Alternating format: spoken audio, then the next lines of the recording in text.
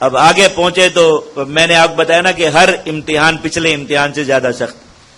سارے ان چیزوں سے گزر کے جب دشمن کے سامنے جا کر کھڑے ہوئے تو دشمن کی تعداد، ان کا ساز و سامان اور اپنا اور ان کا فرق دیکھ کر ایک بار دل لرز گئے، اور بس یہ ہو گیا کہ بھاگو ادھر سے، جان بچا کر نکلو، یہاں لڑائی نہیں ہو سکتی. یہ تو اگر ہماری طرف چل بھی پڑے صرف انہوں نے کہا قدموں تلے رون دیں گے. قد کا اتنا زیادہ فرق تھا، باقی چیزیں لڑائی تو اپنی جگہ پر رہی.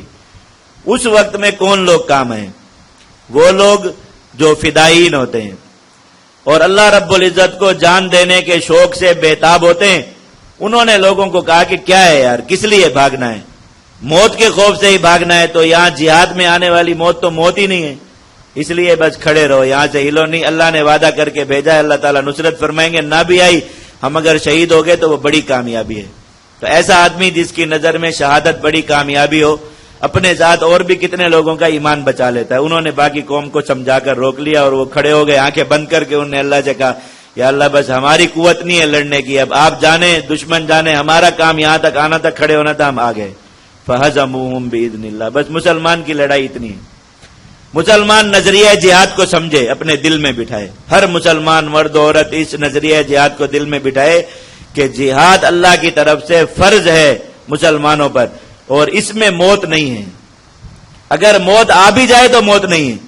اول تو ہر کسی پر آنی نہیں. آپ دیکھیں بدر میں 313 صحابہ کھڑے ہوئے تو ہمیشہ لشکر کے کم لوگ ہی شہید ہوتے، زیادہ تو واپس آتے. پوری اسلامی تاریخ میں آپ کوئی لڑائی ایسی بتا دیجئے جس میں مسلمانوں کے لشکر کے زیادہ لوگ شہید ہوئے کم واپس آئے. ایسی ایک لڑائی بھی نہیں ہے. زیادہ لوگ ہمیشہ واپس آتے. شہید ہونے والے کی تعداد تو لشکروں میں 2 یا 3% ہوتی ہے، صرف 2 یا 3%، بہت زیادہ آپ کو بتا رہا ہوں، اس سے زیادہ نہیں.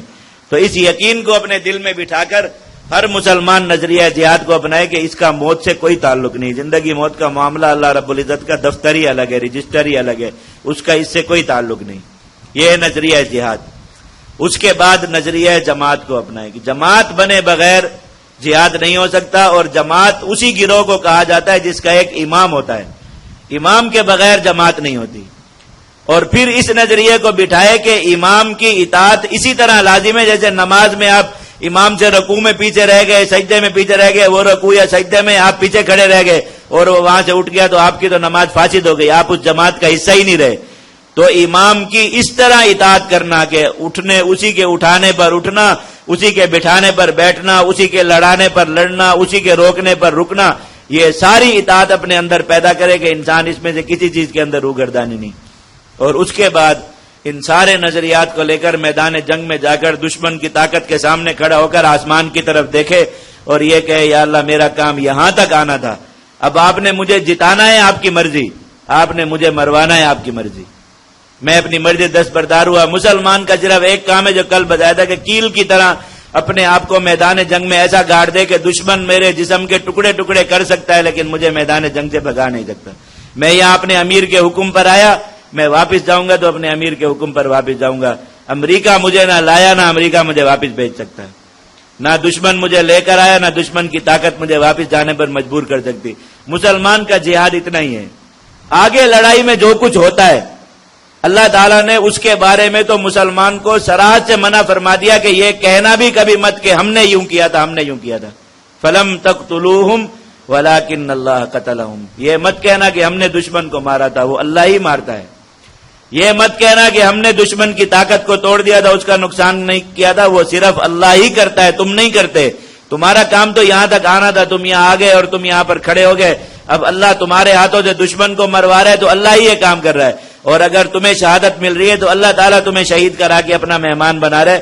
ان دونوں چیزوں میں تمہارا کوئی اختیار نہیں. تو ایسے جہاد کا، ایسی جماعت کے جہاد کا نتیجہ کیا نکلتا ہے؟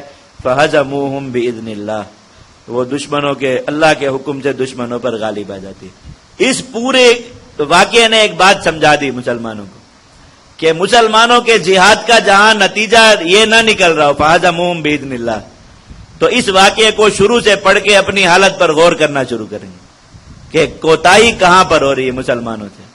ضرور ان چاروں مراحل میں سے کسی ایک مرحلے میں غلطی ہو رہی ہے مسلمان سے، اس کی وجہ سے یہ نتیجہ یہ نہیں نکل رہا کہ اللہ کا دشمن مغلوب ہو رہا.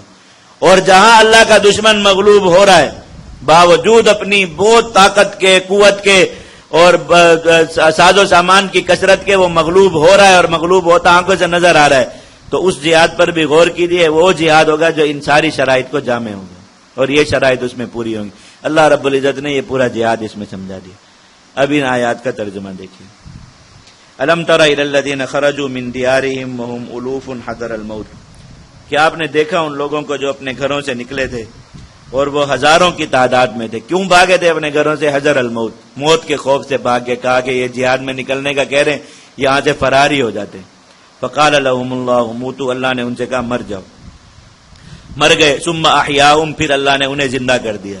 تو عملی طور پر یہ بات سمجھا دی کہ زندگی موت کا تعلق جہاد سے نہیں. اللہ چاہے گا جہاد پہ گئے بغیر سب کو مار دے گا، اور اللہ چاہے گا جہاد پہ لے جا کر سب کو صحیح سلامت واپس لے آئے گا. ان اللہ لذو فضل علی الناس، اللہ تعالیٰ بہت فضل والے ہیں لوگوں پر.